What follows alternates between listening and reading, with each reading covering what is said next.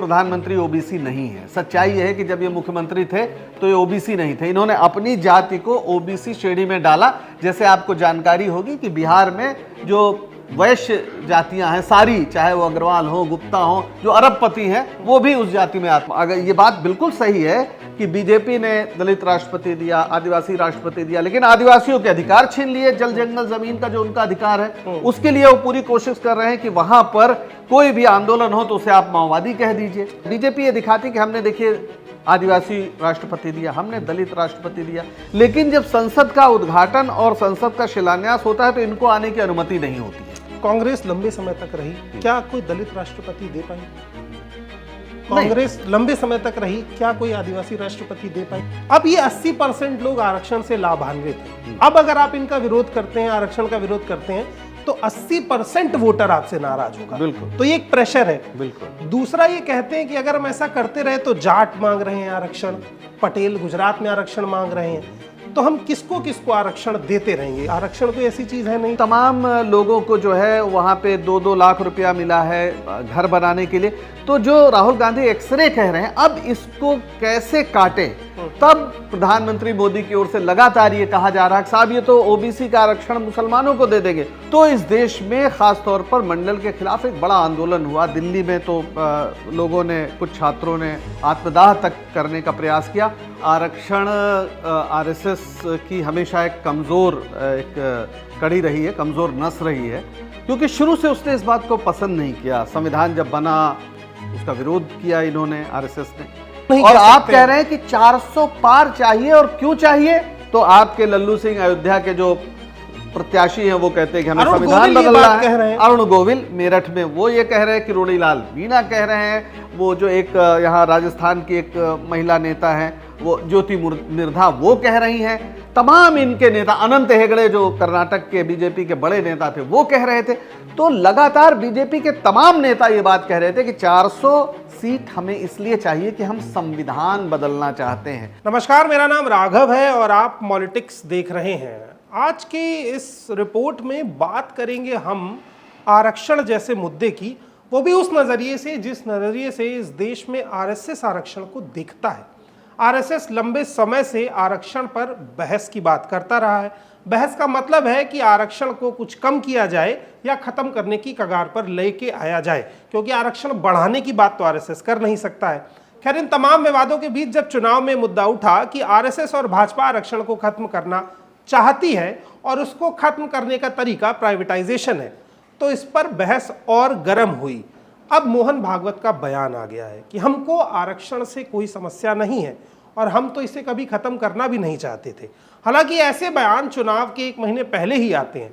चुनाव के बाद से फिर आरएसएस आरक्षण पर एक बहस, आरक्षण में सुधार, आरक्षण में कुछ कमियां गिनाने की तरीके शुरू कर देता है। आज के हमारी इस चर्चा में डॉक्टर पंकज हमारे साथ हैं। पंकज जी, पहला सवाल मेरा यही है कि आरएसएस जैसा संगठन जब बना तो वो हिंदू धर्म की धुरी पर टिका हुआ संगठन है। अगर हिंदुत्व को हटा दे तो शायद आरएसएस का अस्तित्व समाप्त हो जाएगा। वो धर्म जो मनुवाद को लेकर पैदा हुआ, उस मनुवाद से लड़के बाबा साहब ने आरक्षण बनाया। तो क्या आरएसएस को ये स्पष्टीकरण देने की जरूरत क्यों पड़ गई कि हम संविधान के एकदम खिलाफ नहीं, हम आरक्षण नहीं हटाना चाहते हैं? देखिए, पहली बात तो यह है कि आरक्षण आरएसएस की हमेशा एक कमज़ोर कड़ी रही है, कमज़ोर नस रही है, क्योंकि शुरू से उसने इस बात को पसंद नहीं किया। संविधान जब बना उसका विरोध किया इन्होंने, आरएसएस ने।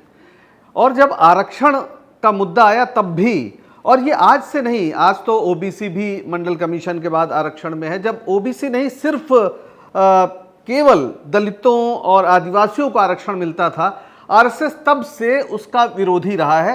हालांकि उसकी भाषा ये नहीं रहती कि हटा दो, ये कर दो, लेकिन वो हमेशा इसको कहता रहा है कि इसकी समीक्षा होनी चाहिए। जैसे मैं बताऊं कि 1981 में, यानी मंडल कमीशन लागू होने से लगभग 10 साल पहले आप कह सकते हैं, या कम से कम 9 साल पहले, इनकी बैठक हुई अखिल भारतीय प्रतिनिधि सभा की, जो आरएसएस की सर्वोच्च समिति है फैसला लेने के मामले में।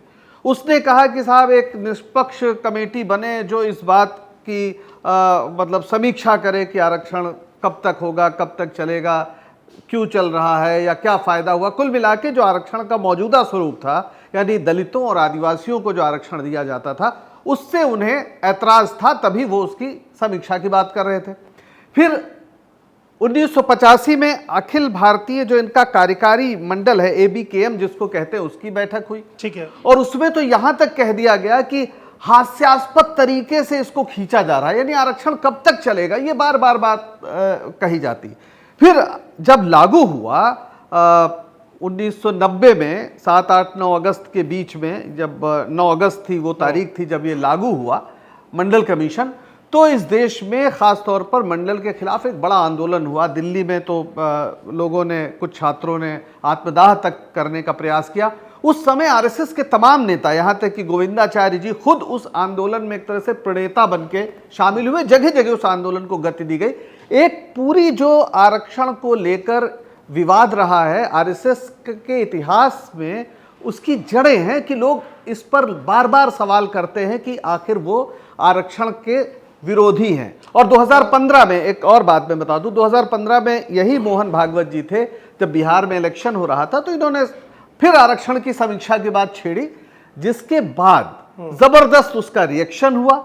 उसका नतीजा यह था कि बीजेपी बिहार में चुनाव बुरी तरह हार गई थी। तो मुझे लगता है कि जैसे इस माहौल में मोहन भागवत जी से कहा गया कि आप आके स्पष्टीकरण दे दीजिए, माहौल खराब हो रहा है, क्योंकि मोहन भागवत कभी इस तरह का स्पष्टीकरण पहले देने नहीं आए हैं। ये 2015 में चूंकि बहुत नुकसान हो गया था और इस समय चुनाव का पूरा माहौल है, और उस माहौल में बीजेपी नहीं चाहती है कि ये मुद्दा बने। खास तौर पर जब राहुल गांधी की ओर से, कांग्रेस की ओर से कहा जा रहा है कि जाति जनगणना होगी और उसके बाद हम आरक्षण का कैप बढ़ाएंगे, जैसे बिहार में हुआ। बिहार में जाति जनगणना, लोग कहते हैं आखिर क्या हुआ, वहां बहुत बड़ा काम हुआ। वहां पे जो 27% आरक्षण है उसे 42% कर दिया गया, दलितों का आरक्षण बढ़ गया और आदिवासियों के डेटा निकल के आया, डेटा निकल के आया, ज्यादा भूस्वामी भूमियार है, सवर्ण है, और तमाम लोगों को जो है वहां पे 2-2 लाख रुपया मिला है घर बनाने के लिए। तो जो राहुल गांधी एक्सरे कह रहे हैं, अब इसको कैसे काटे, तब प्रधानमंत्री मोदी की ओर से लगातार ये कहा जा रहा है साहब ये तो ओबीसी का आरक्षण मुसलमानों को दे देंगे। और जिस कर्नाटक की बात कर रहे हैं, कर्नाटक मॉडल बड़ा इंटरेस्टिंग है कि वो HD देवगौड़ा की सरकार ने उसको लागू किया था। इनकी उसके बाद बीजेपी की 2 बार सरकारें बनी, वो लागू रहा, और आज मोदी जी उसका विरोध कर रहे हैं, क्योंकि मंडल कमीशन ने कहा था कि जो पिछड़े, सामाजिक और शैक्षिक दृष्टि से पिछड़े समाज हैं, उन्हें आप आरक्षण दीजिए, चाहे वो मुसलमान हो चाहे हिंदू हो। तो आप देखिए कि ओबीसी की जो सूची है उसमें बहुत सी मुस्लिम जातियां हैं। यहां तक कि गुजरात में जब मुख्यमंत्री थे हमारे ये नरेंद्र मोदी जी, उस समय भी लागू था, और अभी उन्होंने एक इंटरव्यू में कहा कि हम तो 70 मुस्लिम जातियों को ओबीसी में आरक्षण देंगे। मेरा एक बड़ा बेसिक सा सवाल है, ये जो आप कहें सर्वधर्म सम्मेलन की बहस होती है, जो बैठकें होती हैं, जो आरएसएस की बैठक होती हैं, उनमें सवाल उठता है कि 2 फ्रेम देखिए। पहला फ्रेम कि जब 27% के आसपास आरक्षण था, जब ओबीसी को नहीं था, SC/ST माइनॉरिटी को था, तो नहीं माइनॉरिटी नहीं, SC/ST को मान लीजिए, तो एक 20% की संख्या थी या 25% की जो आरक्षण से लाभान्वित थी। उनका विरोध कर पाना आसान था क्योंकि प्रतिशत में कम थे। अब ये 80% लोग आरक्षण से लाभान्वित हैं। अब अगर आप इनका विरोध करते हैं, आरक्षण का विरोध करते हैं, तो 80% वोटर आपसे नाराज होगा। बिल्कुल, तो ये एक प्रेशर है। बिल्कुल। दूसरा ये कहते हैं कि अगर हम ऐसा करते रहे तो जाट मांग रहे हैं आरक्षण, पटेल गुजरात में आरक्षण मांग रहे हैं, तो हम किसको किसको आरक्षण देते रहेंगे। आरक्षण कोई ऐसी चीज है नहीं जो पहली बात तो आरक्षण कोई गरीबी उन्मूलन कार्यक्रम नहीं है। आरक्षण भारतीय संविधान की, भारतीय संविधान सभा की एक सोच या उसके संकल्प का नतीजा है, और जिसकी जड़ें जब 1932 में गांधी जी और डॉक्टर अंबेडकर के बीच जो पूना पैक्ट हुआ था उसमें है।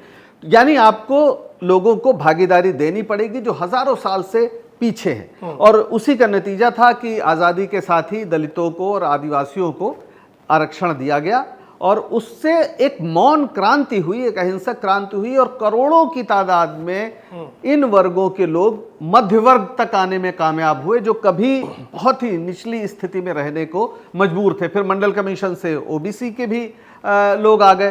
तो आरक्षण जो है वो भारत में एक बड़ी सामाजिक क्रांति जो बहुत चुपचाप अहिंसक तरीके से हुई, जिसने इस देश की पूरी तस्वीर बदली। जिन्होंने हजारों साल तक सत्ता और शासन और प्रशासन में अपनी कोई भागीदारी नहीं महसूस की थी, उन्हें वो भागीदारी मिली, लेकिन आप सोचिए कि जब ये मोदी जी की सरकार आई और आपने सभी सार्वजनिक उपक्रमों को बेचना शुरू किया, जबरदस्त तरीके से निजीकरण शुरू किया, तो ये सवाल हुआ कि भाई फिर आरक्षण का फायदा क्या है। तब ये अब सीधे तो नहीं कह सकते हैं कि हम आरक्षण हटाएंगे, लेकिन हर चीज को निजी क्षेत्रों में देने का यही मतलब है कि जो आरक्षण था वो नहीं मिल रहा है। और यही वजह है कि आरक्षण तमाम जगहों पर आज तक भरा नहीं जा सका है और उसकी वजह से लोगों में असंतोष लगातार बढ़ रहा है। और इसीलिए जाति जनगणना की मांग हो रही है कि जब जाति जनगणना हो जाएगी तो इससे स्पष्ट हो जाएगा कि किन जातियों की कितनी भागीदारी है सामाजिक क्षेत्र में, प्रशासनिक क्षेत्र में, शासन में।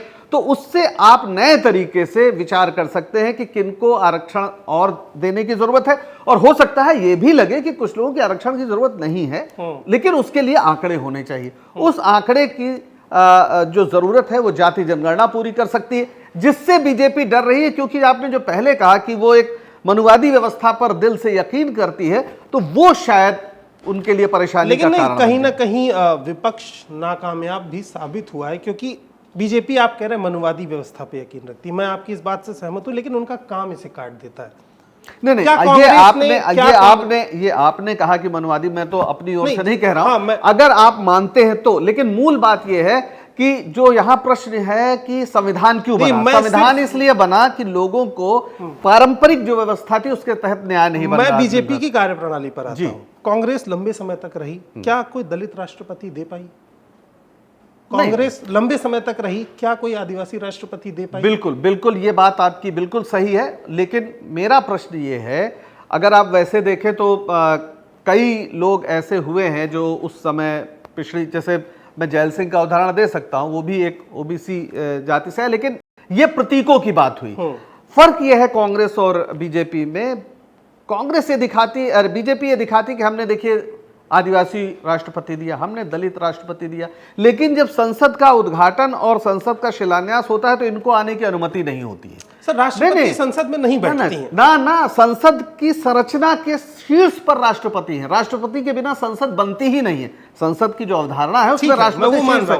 तो जब संसद का शिलान्यास हो रहा है या उद्घाटन हो रहा है तो दोनों समय राष्ट्रपति की उपस्थिति तो अनिवार्य है। ये बहुत अजीब बात है। दूसरी बात, कांग्रेस ने क्या किया? वो पार्टी कर रही जिसने आज तक मैं आपको यही बता रहा हूं, जैसे एक व्यक्ति को आपने राष्ट्रपति बना दिया, एक व्यक्ति को आपने किसी पद पे बिठा दिया, जैसे बीजेपी कहती भी है कि हमारे सबसे ज्यादा दलित सांसद हैं, पिछड़े हैं, सब सही बात, लेकिन नीतियां क्या हैं? जैसे दलितों को आरक्षण देके, आदिवासियों को आरक्षण देकर या शिक्षा में ओबीसी को आरक्षण देके कांग्रेस ने करोड़ों लोगों का भला किया। ठीक है। आपने 1, 2 या 50-100 लोगों के सांसद और पद पे बिठाकर किया, या जमींदारी उन्मूलन हुआ तो किसको लाभ हुआ? पहली बार इस देश में जमीन का अधिकार अगर दलित जातियों को, पिछड़ी जातियों को मिला तो जमींदारी उन्मूलन के कारण मिला।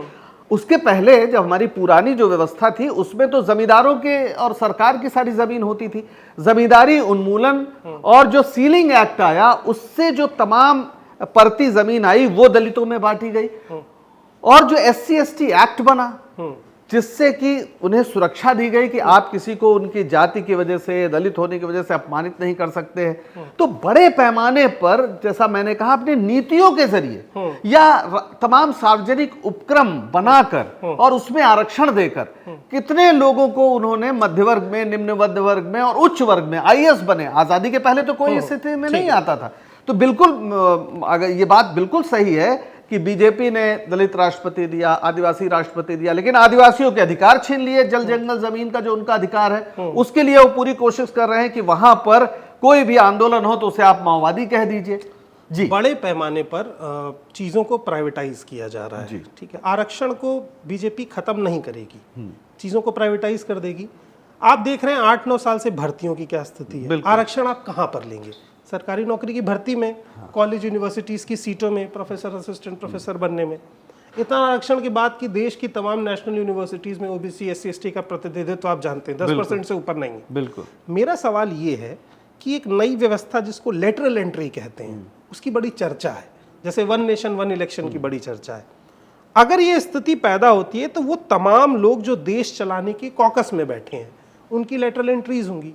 उन एंट्रीज में कौन जाएगा? यही मैं आपसे कह रहा हूं, होंगी नहीं, लेटरल एंट्री हो चुकी हैं और उन लेटरल एंट्रीज में कितने दलित और पिछड़ी जातियों के लोग आए हैं ये सब जानता है। नहीं आए हैं क्योंकि आप अपने लोगों को बिठाते हैं जो आरएसएस की पृष्ठभूमि से हैं, जो भारतीय जनता पार्टी के निकट हैं, जो सरकार के में बैठे लोग हैं उनके निकट सर वही तो सरकार ओबीसी को प्रधानमंत्री क्यों बना रही है? नहीं, पहली बात तो ये प्रधानमंत्री ओबीसी नहीं है। सच्चाई यह है कि जब ये मुख्यमंत्री थे तो ये ओबीसी नहीं थे। इन्होंने अपनी जाति को ओबीसी श्रेणी में डाला।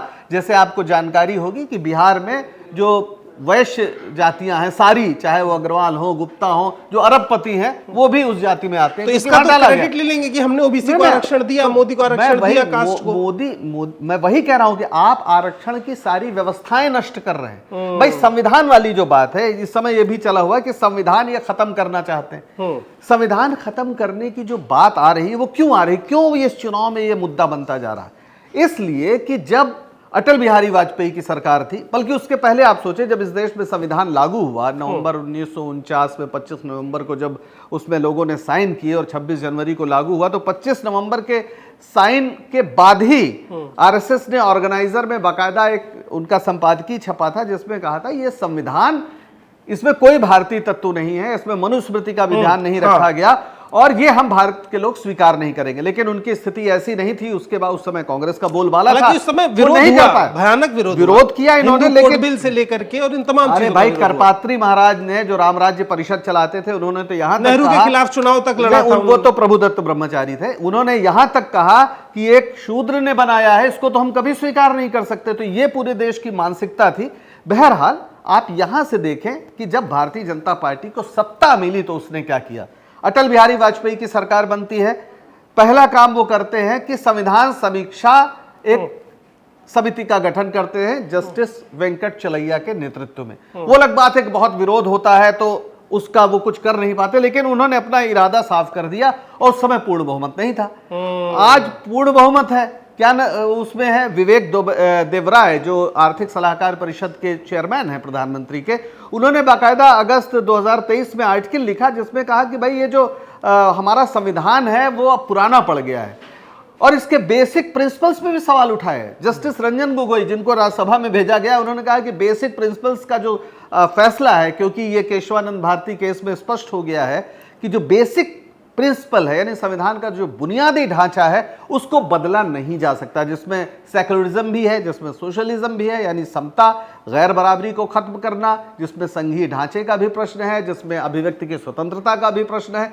तो इन चीजों को बुनियादी ढांचे में संविधान के डाल दिया गया है जो सामान्य संशोधन से संभव नहीं है। तो प्रधानमंत्री के इर्द गिर्द जितने लोग हैं वो इस बात को बार बार लिख रहे हैं, कह रहे हैं, इसलिए ये बात, और फिर आप कहते हैं कि और बिना सहमति के तो नहीं और कह आप सकते कह रहे हैं कि 400 पार चाहिए। और क्यों चाहिए?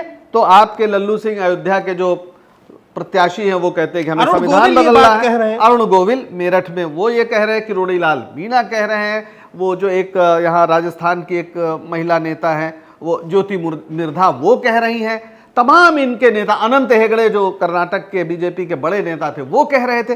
तो लगातार बीजेपी के तमाम नेता ये बात कह रहे थे कि 400 सीट हमें इसलिए चाहिए कि हम संविधान बदलना चाहते हैं। और वो जस्टिस रंजन गोगोई की बात से समझ में आता है, वो विवेक देवराय की बात से समझ में आता है, वो आरएसएस के संविधान के विरोध की वजह से समझ में आता है। तो इसका एक ऐतिहासिक पहलू है जिसकी वजह से संविधान को खत्म करना, आरक्षण को खत्म करना, एक डर है इस देश के लोगों में, क्योंकि इस देश के दलितों को, इस देश के आदिवासियों को, इस देश के अल्पसंख्यकों को, इस देश की महिलाओं को अगर पहली बार बराबरी का दर्जा या मनुष्य होने का दर्जा मिला है तो वो यही डॉक्टर अंबेडकर के लिखे संविधान के जरिए मिला है। इसके पहले इस महादेश में लिखी गई किसी भी किताब ने वैधानिक रूप से हर व्यक्ति को बराबरी का दर्जा नहीं दिया। चलिए, तो सर इस चर्चा को हम यहाँ पर अब खत्म करेंगे। और ये बात मूलतः पिछले 10 साल में बार बार उठी है कि जो आरक्षण है उसकी समीक्षा होनी चाहिए। और जब मैं समीक्षा शब्द के बारे में सोचता हूँ तो मैं ये पूरी तरह से समझ पाता हूँ कि ये समीक्षा आरक्षण को बढ़ाने की तो बिल्कुल नहीं है। ये समीक्षा इस बात की है कि किस तरह से आरक्षण को खत्म किया जाए या उसके प्रतिशत को कम किया जाए। अब चुनावी माहौल में आप मोहन भागवत की इस बात का अंदाजा लगा सकते हैं कि जो भारतीय संविधान के ढांचे के किसी भी पद पर नहीं बैठे हैं, वो व्यक्ति आके स्पष्टीकरण दे रहे हैं कि हम नहीं चाहते हैं कि संविधान में जो आरक्षण है वो हटे, यानी उनकी पैठ सरकार में कितनी है और ये पैठ ही एक खतरा क्रिएट करती है। हमारी बहस आपको कैसी लगी और आपको क्या लगता है कि आरक्षण का कैप हटना चाहिए या आरक्षण हटना चाहिए? ये विषय बहुत ज्वलंत है और इस चुनाव का एक बड़ा मुद्दा है, क्योंकि पहले जो जातिवार जनगणना की मांग राज्यों में उठा करती थी, आज राहुल गांधी ने उसे राष्ट्रीय मुद्दा बना दिया। तो खैर, कमेंट बॉक्स में इन सभी बातों के बारे में हमें बताइए और हमारी चर्चा कैसी लगी वो भी बताइए। इसके साथ साथ मॉलिटिक्स को सब्सक्राइब कर दीजिए ताकि ये तमाम अपडेट्स आपको समय पर मिलती रहें। बहुत बहुत शुक्रिया, बहुत बहुत धन्यवाद।